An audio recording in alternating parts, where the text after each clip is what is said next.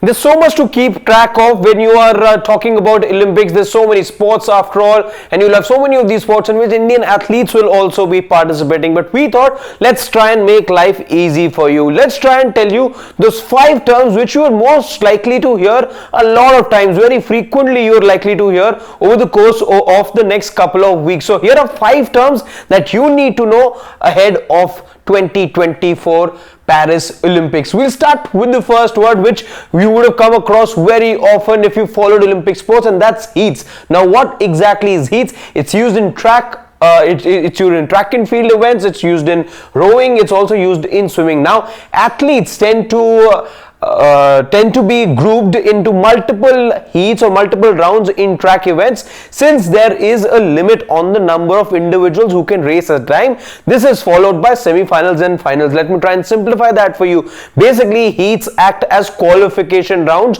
before the semi-finals and the finals. As you know, it's only 8 lanes that you have, so at the moment, at max, only 8 athletes can really take part. But of course, there are many athletes that are there in contention when you're talking about events like track and field events, rowing, swimming as well. So to try and ensure that how do you then accommodate everyone? So to try and ensure that everyone's accommodated, you have these multiple heat rounds which act as qualification for you to get into the semi-finals and the finals.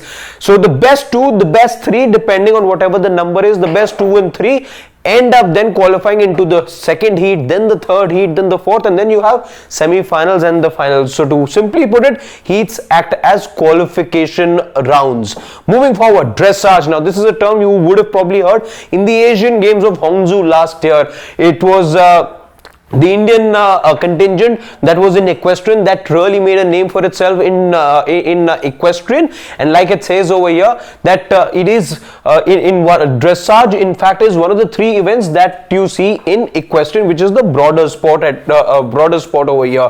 But what exactly is dressage? Let's tell you about that now. Now, in dressage, the horse and the rider are judged on how well they can perform a series of predetermined movements. Agility, technique and coordination form the core of dressage. Now there's obviously music that gets played in the background, and depending on these predetermined moves, it's a panel of judges that are seated, and that's how they see how well the rider and the horse have responded, or how well, in fact I should say, the horse responds to all those tunes, and of course the commands of the rider as well.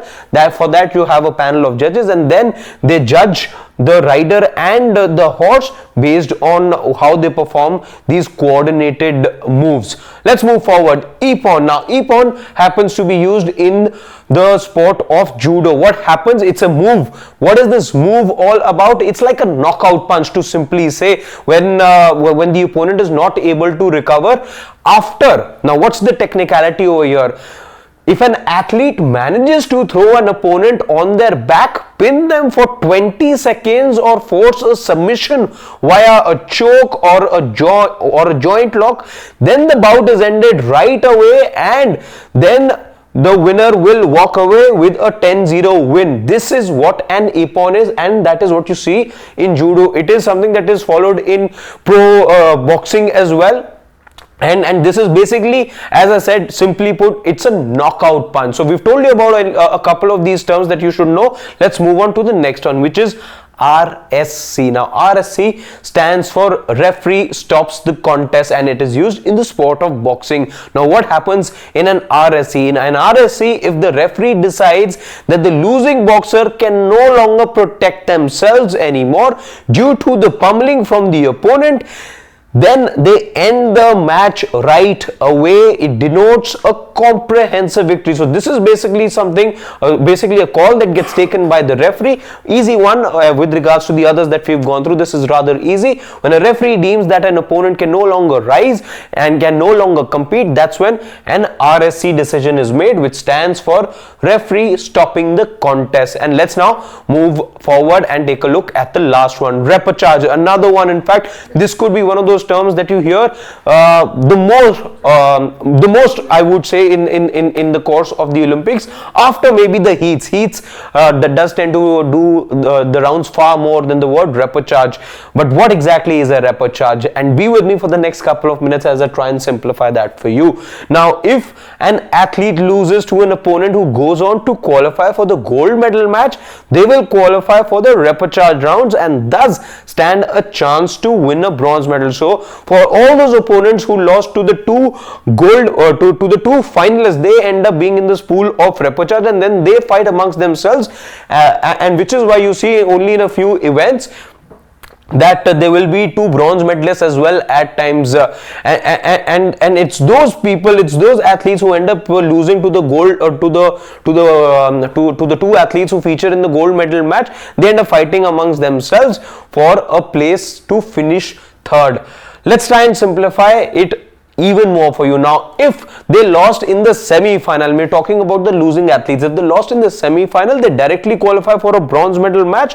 If it was the quarters, then they would have had to fight two bouts to win the bronze, and then the number would go on increasing if you were to lose, let's say, in the pre-quarters or even the round before that. So the more the earlier that you lose, the more rounds you will then have to compete in to be able to give yourself a chance of winning the bronze medal. But multiple wins that you will have to need if you finished, let's say, or you lost to that to that finalist earlier in the Olympics. However, it makes things very, very interesting, this repechage, and be on the lookout, as in this edition as well, you're going to be seeing the repechage rule being used this time around as well. So those are 5 terms you really need to know as we look forward to the Olympics. We'll quickly run you through all of them. Repechage being one, then there was RSC we talked about, we also talked about Ippon, we looked at dressage, and then there were heats as well. These are terms we think you should know as you look forward to the Olympics.